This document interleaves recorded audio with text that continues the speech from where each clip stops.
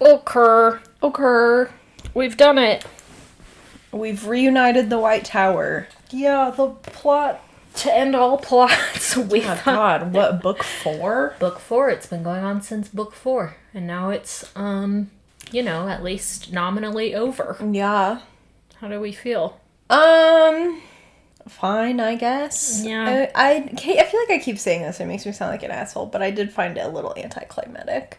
Yeah. Yeah, I've been ruminating on that as well. And trying to, trace back my feelings to when the books first came out. And I was still sort of more, invested. Sure. In an emotional way to the story rather than just financially invested via our Patreon account.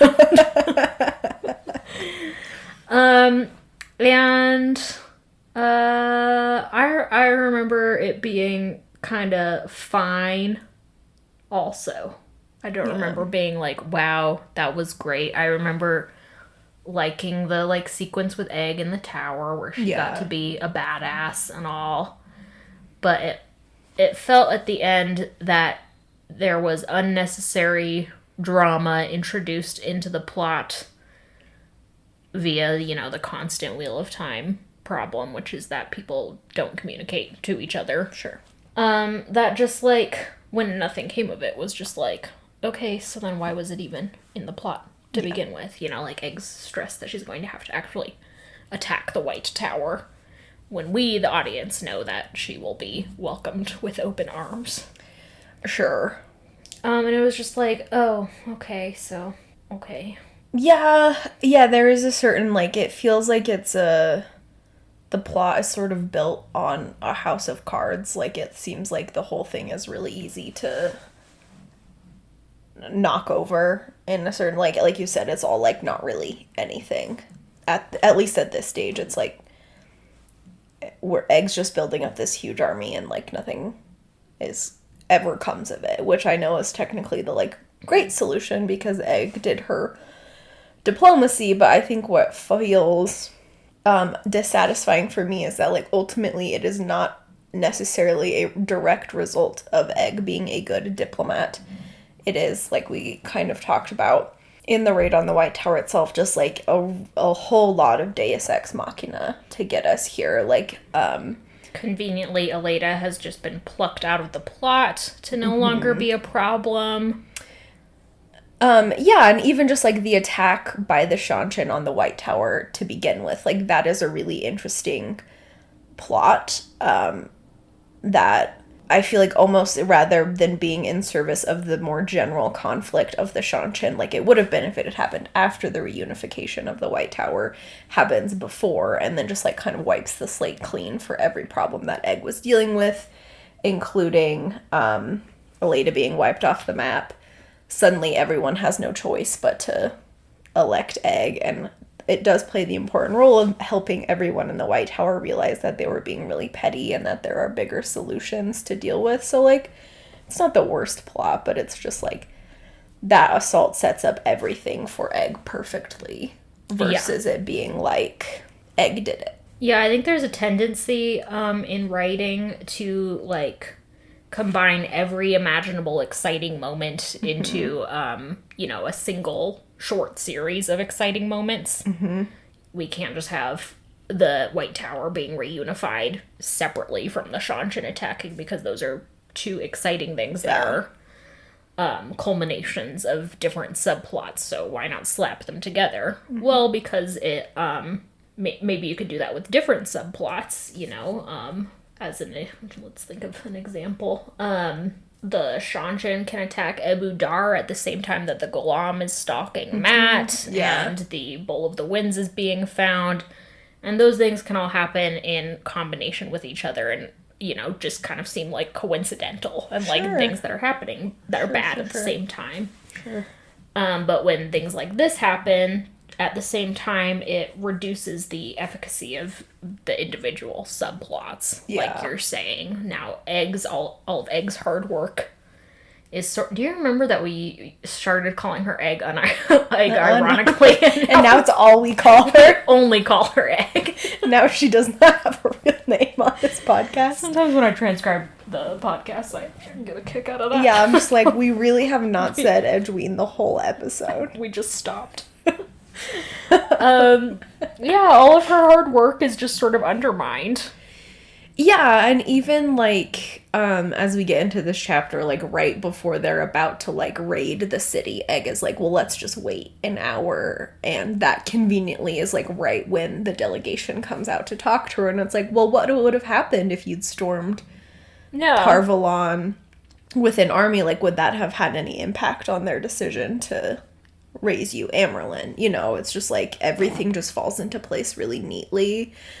I also personally feel a little bit cheated because I was really invested in Egg functioning as like a Cassandra-like figure when she kept telling everyone the Shanchen are going to attack the White Tower, and like nobody was believing her, which goes back to Cassandra, the figure in Greek mythology who was cursed to give prophecies that nobody would believe. It's Cassandra, right? It is. Okay. Cassandra. Apollo. She spurned Apollo, so he was like, boop. Boop. No one will believe you. And so she is... She's popularly the prophetess of, like, the Trojan War. Yeah. And that is played to such, like, tragic effect, of course, in... boom. Read, the plays following the Trojan War, the plays in which Agamemnon gets murdered because he took Cassandra home as his war prize, and she's like, you're gonna get murdered, and then I'm gonna get murdered. And he's like, nah. Not my problem. And you're like, many reasons, Agamemnon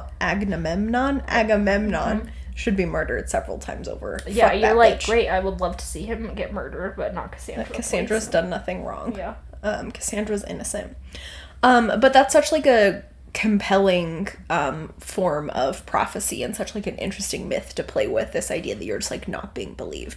And of course there is tragic result in that the Shanchen do attack the White Tower and nobody is ready for it, but it almost feels more like nobody is ready for it because of all the divisions in the White Tower rather than just like nobody believing Egg. Like if the tower was functioning properly, they probably would have done a better job. So again, it doesn't feel like anything that Egg is really doing, I don't know, gets to stand on its own 2 feet. So I just feel kind of like bummed out about the whole thing. And then it's just like Egg just gets everything kind of handed to her.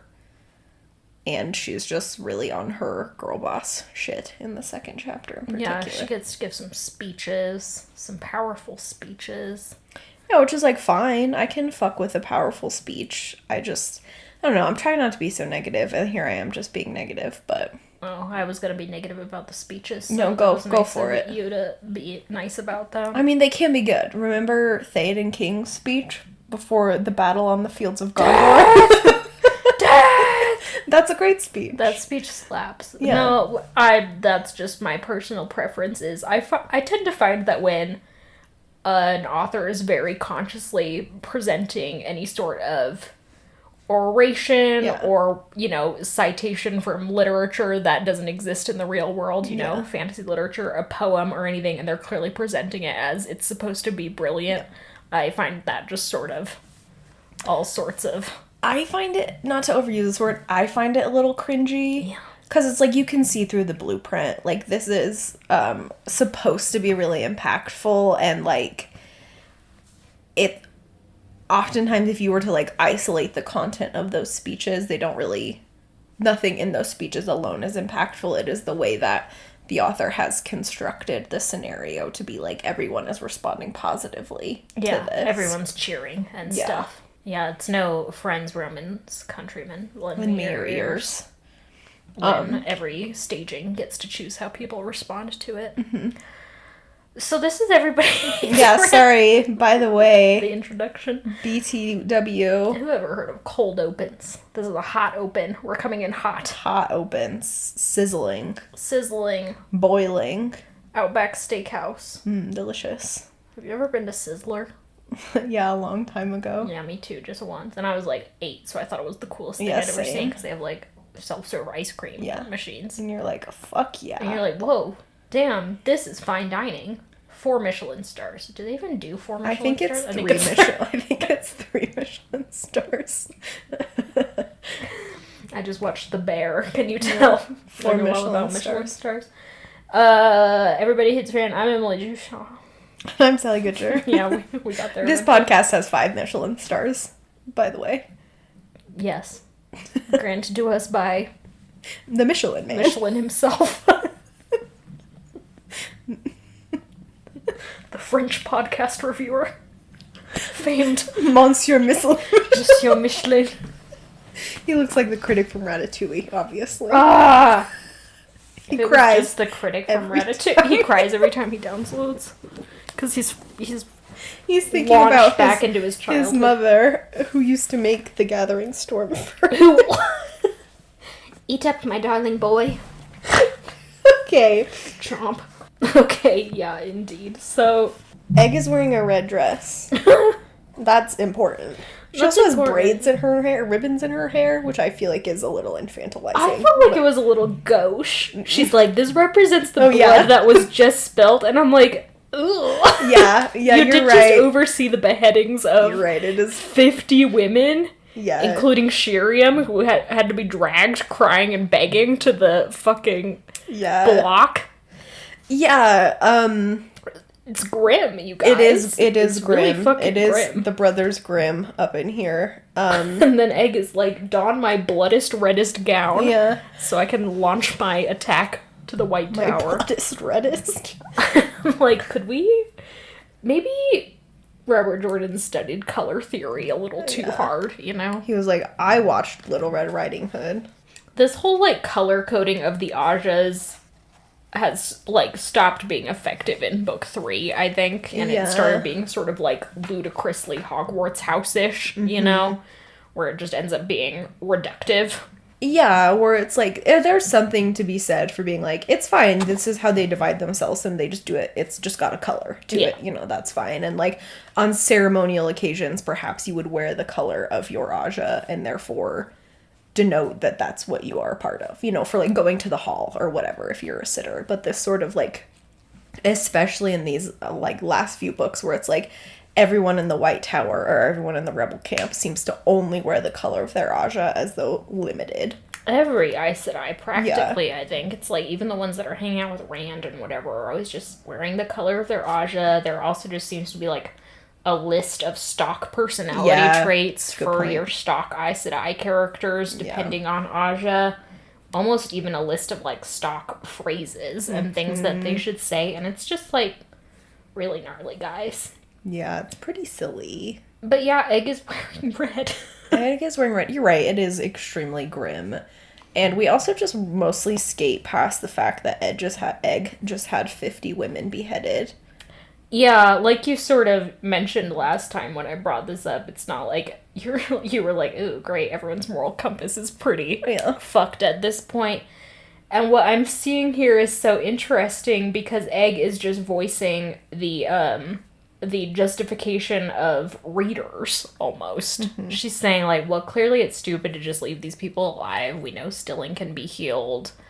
And so, ultimately, like, it's just...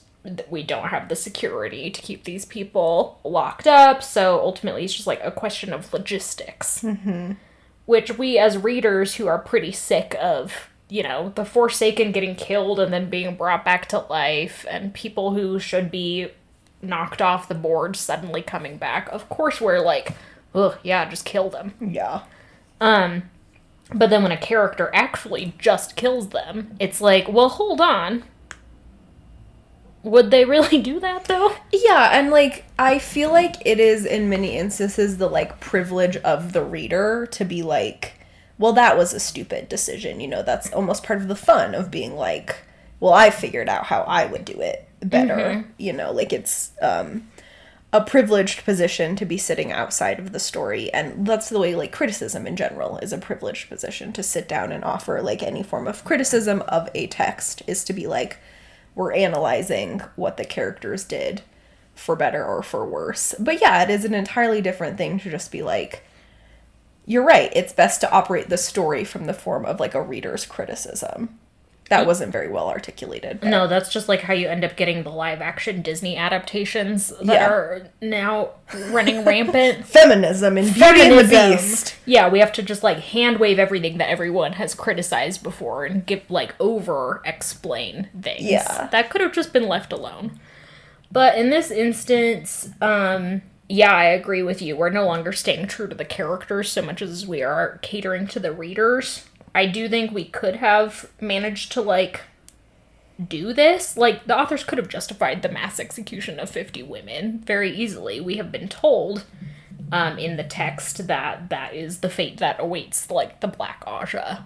Yeah. The problem is that it has never been, like, proven up until this point that that's what happens. Mm-hmm. That's only ever been sort of in the realm of, like, scary dream sequences. Yeah. And sort of, like, a possibility of what could happen to Moghedien. Mm-hmm. But it's never been, like, an actual reality, so we're suddenly jumping from nothing ever happens to the Black Aja except for Robert Jordan's weird torture porn to... oh, they all get executed. 50 of them get executed at once. At once, yeah. Stilled and executed. Yeah, which just seems in case. Unnecessary. Yeah, just to, like, double check. And, like, Egg, you know, so it's not just Egg being, like... If Egg was just like, this is the law, it's a pretty grim law, maybe we need to talk about it later, but it does happen to work in our favor in this instance, logistically, fine, then that would be one thing. But the way Egg phrases it makes it sound like she sort of overrode all criticism and used her executive authority to have these 50 women executed. To just commit a massacre. Like, whether or not they are evil or not, this was a mass murder. Mm-hmm. A mass execution, however you want to phrase it. Execution and murder are just siblings. Yeah, I just think it would have been an interesting thing if up until this point we had actually had more people be discovered as Black Aja and not just, like, kept secret. Yeah. The way the White Tower Black Aja hunters had. If we had seen, like, one woman early on have to actually face legal consequences. Yeah. Like, if maybe Nynaeve and Elaine and Egg actually managed to bring back one or two Black Aja to the tower. And we had to see her stand trial and whatever. Or if just, like, the Black Aja hunters had, instead of being like, we're going to do this insane Black Ops thing, had just been like, we need to arrange the murders of these women. We just need to be committing assassinations. We just need to push them off a building. Yeah. Yeah, I agree that it's, like, it's not set up appropriately. I also don't feel like I feel like the framing of it plays a significant role. Like, I know I've been really on my soapbox this book in particular about how, like, everyone's moral compass is fucked and how much I hate it and how much it just, like, does not feel ethical. Obviously, it's not ethical within the story, but, like, there's a certain level of, like, desensitization to mass forms of violence that bothers me in particular. But also, it is very much true that, like, you can present a character doing a bad thing and be like, that doesn't mean I agree with that bad thing. You know, like, it would have been, I think, kind of interesting for Egg to just be like, I killed 50 people because it was easier. And not offering her full, like, logistical explanation for it. And, like, let us sit in the discomfort of that. Like, for everything we can criticize about Rand nuking a town, at least we're just kind of left to be like, well, I don't know how I feel about that. And it's kind of on me to chew on that. Yeah, we could have easily had Edwin not go out of her way to justify it and have other characters maybe not support it as much as they clearly do. You know, have some people be like, kind of sketched out by that. Kind of fucked, yeah. Yeah, but all we're told is, like, okay, these 50 women are dead, no one cares. But, you know, Brandon Sanderson can't keep a girl boss down, so everyone is like, she slayed that. Mega slay. That's mother. Oh my god. Like, listen, women can't do anything these days, not even execute people. Not even execute 50 people at once. Like, do you guys know how long it would take to execute 50 people? They also, like, behead them. Like, it is fully, like, the French Revolution. They have them up on a guillotine, basically. Yeah. And, like, who's the headsman? A stump. Yeah.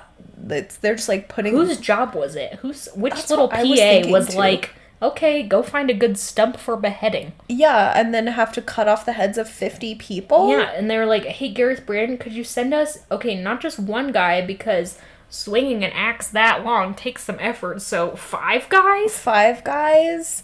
5 guys. Burgers and 5 guys, burgers and beheadings. They sell burgers at the beheadings. People get hungry. Can't think of anything worse than eating a burger at a live beheading. Would beheadings and fries make you feel better? 5 guys, beheadings and fries. It does roll off the tongue. It does rhyme a little bit. Yeah, it does roll off the tongue a little bit. Yeah, like, you read A Tale of Two Cities and you're like, wow, it's fucked that these women are just knitting in the background while people's heads roll on the ground. Yeah. But you know what would have been worse is if they were eating burgers and french fries. French fries. Did you think of that? Shakes, yeah. Yeah. While someone's, like, saying their last words, someone just got their Oreo shake. What's fucked is that this was, like, actually the vibes of public executions for quite a while. It's like public entertainment. It's like going to the movie theater. You get your popcorn and your large soda. So, yeah, I have many questions. Who beheaded these people? Are they traumatized for life? How long did it take? Hours, I would think. Apparently. At least an hour. Yeah, 50 is a lot of people. Yeah, actually, you're right. 50, an hour would be 1 woman per minute. Yeah. Jesus Christ. They'd set up a fucking conveyor belt. Yeah. Assembly line. Like, do you have to watch the 49 other people before you get beheaded? Jesus Christ. This has been such a grim topic of conversation for this podcast. Sorry. And I'm sorry, but someone's got to think about it. Someone's got to think about it. Egg is all on these, like, logistics about why she beheaded them, but where are the logistics about how she beheaded them? Yeah. And maybe she should, like Ned Stark in the Game of Thrones, have wielded the sword herself. Yeah. Yeah. R.I.P. Ned, you're a real one. R.I.P. Ned. Behead, get beheaded. That's the fate of beheaders everywhere. Yeah. Be egged. Some people, you know, an egg is another word for your head. Yeah. So, be egged. Be egged. Okay. Whatever. Egg is in a red dress with the we still haven't got the ribbons in her hair representing the 50 people she just had executed. But she's also like, it's important for me to... Like, it's very Devil Wears Prada, you know? Yeah. She's like, slay, this is the red representing the blood. This is not just red. This is not just red. This is crimson. I wish I could remember the Marina Priestley monologue off the top of my head. Yeah, this is crimson. It was selected in Italy. Yeah. Based on swatches from the literal blood of women who were beheaded. I literally had Chisa down on the ground matching my dresses to the blood that was spilled. Okay. Edwina is like, slay, and walking literally. Walking down the runway in her red dress is like, I'm off to the White Tower. Ramonda and Lelaine come up and are like, FYI, Shiriam did in fact make all of the ring tearing reel disappear, so now I only have one that Swan happened to steal. Like, even the OG one is missing. Which, by the way, we found out a couple chapters ago that Varen just gave that to Egg. Yeah. She wasn't, like, ordered to. She just let Egg believe that she was ordered to and was like, here you go. Have this. I have a good feeling about your dreams. Which was extremely iconic of Varen. So that's a problem, logistically speaking, for them. They're also like, Shiriam told us one of the Forsaken is in the White Tower, and Egg's like, don't worry about it. She'll probably leave. And it's like, okay. Probably? Yeah. So, like, what's the risk assessment on that? It's like Murderbot, whose risk assessment is module is broken. Yeah. Read Murderbot, everyone. Murderbot is so good. Edwene goes to join the head of her army. She's with Brynn and Swan. She's like, fuck you, Swan. I hate your guts now. Congrats, Gareth Brynn, though, on... She's like, I don't blame Gareth Brynn for coming to save me, because Swan probably bullied him into it. And I'm like, Gareth Brynn is fully an adult man. Yeah. Stop infantilizing him. Yeah. And also stop infantilizing Swan. She's like... Just keep her alive, Gareth, or whatever, if you can. And I'm like, I would slap Egg, probably. Yeah. I'd be like, well, she already hates me, so. So, yeah, just bitch slap her. Anyway, Gawain is also trailing behind Gawain them is like a lost puppy. stalking her. And a creep, yeah. Ugh. She's never told him that he can come. She also doesn't tell him to go away, but... Yeah, so they're, like, waiting. Bren is like, we can just launch the attack now. And Egg's like, well, how long until you, like, have to launch it? And he's like, I'll give it an hour before, like, the light gets too bad and we can't do anything about it. And she's like, no, okay, let's wait for an hour. She's like, her instincts told her not to do it, which just means Brandon Sanderson told her not to do it.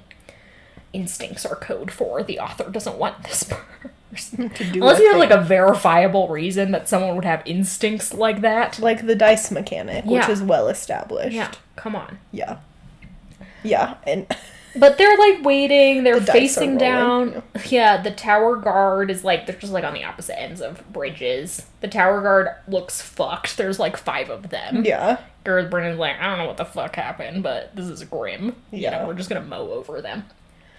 But they wait the hour, and then an embassy comes down representing most of the sitters. They do this whole, like, megaphone callback. Yeah. It was very funny. And a lady's like, we want to talk to Egg. And Egg's like, present, what do you want, bitch? And this lady's like, we've decided to elect you the Amerlin seat. And Egg's like, so you deposed Aleda? And they're like, no, Aleda's full missing. Aleda got snatched. So, please? And Egg's like, ugh. Swan's like, couldn't have happened to a better person. And Egg's like, don't joke about that. Yeah, Egg's like... It sucks. Yeah. Even Aleda. So it's like, Egg, your moral high ground is pretty shaky considering you just beheaded 50 women. But... Yeah. Egg's like, okay, well, we have some demands. You have to reinstate everyone. You know, reunify the White Tower, and they're like, yep, we're for it. And Swan's like, this seems like a dumb decision, and Egg's like, it's not, and also, you don't get to talk to me about dumb decisions. Bye! And walks in to she did it. Join the White Tower. At the White Tower, she is taken to go through the whole Amerlin raising ceremony again. Swan's like, this is an outrage, you shouldn't have to do it again. Egg's like, it's fine, like, they should get to elect me with their dumb little ceremonies also. Like, if you guys got to do it, they can do it too. She's like, go get all the rebels assembled and ready to apologize. And I'm like, how are you gonna apologize? Like, how are they all gonna apologize? You gonna make them stand in a line? Yeah, Egg's like, it's symbolic, it's important, we have to, like, you know, be cool about it. And I'm like, okay, but you're kind of, you know, the layers of psychological... The layers here are just impossible. Like, what are you representing the rebels going to write the apology? And to yourself? And then, yeah, on behalf of the White Tower, accept the apology? Like, it becomes a little ludicrous. Yeah, it's just a lot of, like, you're right, just pomp and circumstance and politicking. Anyway, Egg is going into this ceremony. Gawain Foley is like, I'm coming too. And she's like, you don't get to go into the transphobic Illuminati ceremony. So shut up. No boys allowed. No boys allowed. And our definition of boys is very... Very bad. Very bad. Very bad. Only boobs allowed, I guess. Yes, sorry. Only boobs allowed. No boys allowed. There's one trans sitter who's like... But... boobs. But I am boy. But I am boy. But I am boy. But have boobs. Yes. It happens, you guys. It's incredible. Boy boobs are the best boobs, arguably. Yeah, I can't argue with that. I can't argue with that. Sorry, I just started thinking about trans guys. They're hot. Yeah. Sorry. No, I won't apologize, actually. I'm not sorry. Mega hotties. Okay. Yeah. So, Egg's like, stay out of our club. Our dumb club. And then walks in and immediately realizes, okay, so this is bad. Like, there's 11 people here. Yeah. There should be 18, but... Yeah. The blue Aja is obviously not present. The red Aja are also not present because they're in fucking hiding. Yeah. And, like, at least one sitter from all the other colors are missing. All the other houses. Egg's like, this is like the bare minimum, so that's not even better than Aleda got, but whatever, Yeah. it'll just have to do. But she is like, before she even starts the ceremony, she's like, will someone go get Sylviana if she's still fucking imprisoned? And they're like, sure, I guess. She goes through the ceremony, thank God we don't have to sit through it again. Yeah. And at the end, they're like, okay, there's also a big hole in the wall. Yeah, an enormous hole in the wall. Like, right behind the Amerlin Sea. It's like, could you get any more heavy-handed with the symbolism? It's symbolism. Here? It's symbolism. It's period. Symbolism. Period. Cinematography. Poetic Christopher cinema. Nolan wishes. Okay. He does. At the end of the ceremony, Sylviana arrives. Everyone's like, ugh, this might not be a great time to sort of dispense justice on the woman who beat you every 5 minutes on a daily. And Egg's like, okay, first of all, I just beheaded 50 women. There's nothing. So you don't get to tell me what I can't do. She's like, I'm obviously not gonna punish Sylviana because she's the only person in this fucking room who has a spine. Yeah. And everyone's like, mommy's mad. Ouchie, that hurt my feelings. Oh, Egg's like, you're all a bunch of losers. Yeah, none of you stood up to Aleda. Yeah, all of you just, like, let Aleda run rampant and do stupid shit. Yeah. And that was bad. And you're bad and naughty. Anyway, Sylviana, please be my keeper. And Sylviana's like, okay, worm. Sure. Yeah. This is a decision I'm fine with. I like Sylviana. I also like Sylviana. Sylviana's the least offensive character in this entire book thus far. Yeah. Just a lady who's like, I take my job a little too seriously, and for that I can be criticized. But ultimately, I have a sense of honor. Yeah. And, you know, a moral compass, which most people can't say in this book. Including Egg. And Egg's like, this is a great decision, me. Great decision. 5 out of 5 stars. 5 out of 5 Michelin stars for my decision making, because not only is this symbolically important, because Sylviana's red, it'll make me look like I'm not super mad at the red Aja, it'll hopefully, like, you know, prevent them from being totally ostracized, and also, Sylviana's great, so. Yeah, good job, Egg. And also, she's not on Baron's fucking list of dark friends, so. Yeah, which really is limiting the pool these days. Oh, Egg also told us that, like, some people escaped, and then she gets to the White Tower, and people are like, some people went missing. And Egg's like, ooh. And I'm like, yeah, duh, you let people escape. Of course they were like, hey, guys! Yeah, hey, guys. Everyone's getting beheaded. Yeah, the new Amerlin is going to execute. She's going to make you re-swear your oaths, and when she finds out that you're Black Aja, she is going to behead you. Scram. Get out. Yeah. So, whatever. Having accomplished all this, Egg goes to meet the rebel Aes Sedai. She gives a little speech about how, like, the last battle is upon us, and we're gonna do good magic. Once again, will be the institution of authoritarianism and bullying that we've been for thousands and thousands of years.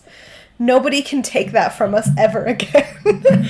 She gets up and is like, guys, I'm so happy to announce that we're back, baby. No changes. Across the board, not a single one. I have been reviewing the White Tower. Aes Sedai generally, like, for the last few months, and also prior to that, and I just have to say, no notes. Yeah, no notes. We've really slayed this. It was great. I love our color coding. I love how mean we are to everyone. Mm-hmm. I love how we treat men like they're disposable. Mm-hmm. Further, I love how we do child abuse. Mm-hmm. I love how Swan Sanche sent me on, like, a Black Ops mission when I was 16. Mm-hmm. It really prepared me for this moment and didn't skew my perspective at all. Yeah. And also, I love all of the secrecy. Mm-hmm. And the cliques and the gossip and our weirdly phallic symbolism of our tower. Mm-hmm. Actually, that one I'm going to change. From now on, we live in caves. Because they're Ionic. You're right. You're right, that's the one note. Caves. This is now the White Cave. The White Cavern. Ooh, the White Cavern's good. You're right, yeah. The White Cavern's really good. The White Cavern is like sparkly. Yeah, it's like sparkly. Stalactites and stalagmites. Yeah. Very glittery. It would fuck. I think more like cool things should be in caves instead of towers, you know? Yeah, you tell them. You tell them. I agree. Caves are cool. They scare me a little, but I think that's a healthy fear of nature. As they should. Like being afraid of the ocean. Yeah. There's no telling what could happen down there. So we should be afraid. It's not like towers. Towers have been too overdone. Yeah. By mankind. Yeah. Tom Cruise has climbed on too many of them. That's so true, bestie. On his grimy little mitts all over them. Yeah, but I don't even know what that fucking Mission Impossible protagonist's name is. Ethan? Ethan Hunt. Ethan Hunt. Hunt. What? Sorry, I don't know what that was. I don't know what's going on in my throat. Ethan Cunt. Ethan Cunt. He has climbed a lot of towers, but has he ever gone spelunking? I don't know. I've never seen the Mission Impossible movies except for one. Number 2 starts with him just, like, free climbing a stupid cliff. No. And it's, like, the most disappointing thing ever that he doesn't just fall and we start the new Mission Impossible saga with a different protagonist.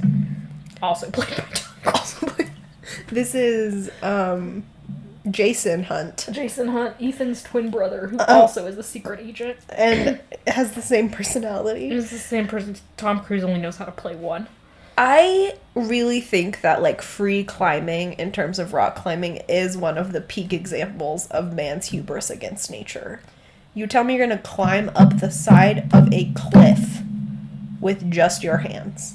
No support. Yeah. The cliff is going to win. And then you're going to have the audacity to brag about it when you don't die. And you're just like, okay, congrats on living. It's like guys who are like, I've climbed Everest. This is going to get me so many babes. I feel like the babes that these Everest climbing guys think they're going to get are all like, that was dumb. Why would you climb Mount Everest? Yeah. You can get babes in simpler ways. Have you tried being trans? Have you tried being a trans man? Or a trans girl. Yeah, just have you tried being trans? Have you tried being trans? It's the easiest way to get babes. Yeah. No notes on that policy. Depending on where you live. EHR's foolproof way to get babes. Be trans. Trans. Okay, so what a stupid episode. What do you mean? I think we had some real solid points. We're doing great. Next week is Daddy Issues, the chapter featuring Randall Thor. As if he didn't have enough going on. I know. They're like, you know what will make Rand happy? His dad. I'm like, guys. Has that made anyone happy ever in their whole life? But that's what's on the docket. We're on the uphill slope to enlightenment. Well, no, we're downhill then uphill, I guess. Yeah, can he go any lower? Rand is the only, like, not literally the only point of view, but the only subplot we're getting from here on out. I think we get, like, one little flashback to, not flashback, one little sidestep to Egg again, just to be like, oh, Egg is in charge. But that's pretty much it. Okay. We're with Rand from here on out. In the last 40 pages of this book, he needs to become enlightened. Mm-hmm. Here at the end of all things, here at the end of the Gathering Storm, next week we're taking off because we're not like a jet engine taking off, although we also are. We're going on a road trip, so we're not going to record a podcast. I got there eventually. Leaving on a jet plane. So no episode fucking next week. Then we'll be back for 2 more episodes to finish the Gathering Storm, and then we're taking another break. Yeah, to get ready. We are getting ready to move, and we also have to get ready for Towers of Midnight. Yeah, guys, just hang on tight, okay? Yeah, strap in like a Mission Impossible character to go down some caves. Not enough caves in the Mission Impossible. You're right. There's just not enough caves in general. I know, that's what I'm saying. I was trying to find movies about caves, and they're nowhere. Everyone's afraid of caves. Boo. Everyone is afraid of caves. V of BTS just released a new music video that takes place in a cave. I don't know if it's a real cave, but there are, like, stalactites in the background, and it's extremely beautiful. I love that for him. He did a really good job, yeah. So there you go. That's one cave-related thing people can watch this week. Yeah, I'll go watch your Your assignment. Everyone who's on our Patreon and knows that I'm researching caves is like, yeah, this is normal. And This everyone's makes sense. like, what the fuck? Why are we talking about caves? Why is Emily so into caves? Don't mind your business. Yeah. I'm into caves. We're into caves. Well, Emily more than me. Caves really freak me out. Unless V of BTS is in them. In which case, that'd be tempting. For the love of God, I will end this episode. I can do it. Thanks, everyone, for listening. Thanks to Glenn and Mackenzie for our theme song. Stop laughing, Sally. Thanks to our patrons on Patreon and our followers on social media. Did it. Okay. Do you have a sign off? Yeah, the other day I was walking home from the mailbox at our apartment complex, and one of our neighbors had their garage open, and I couldn't really, see entirely because I didn't want to be that creep that was, looking in their garage, but they appeared to have a towel, a beach towel, depicting Alvin and the Chipmunks hanging on the wall of their garage. From the most recent horrifying CGI movies, not even, the cartoons. I don't know what to do with this information. I don't know if we should befriend this person in our remaining weeks or avoid them. It was the one at the very end of our row. Oh, they just moved in, I think.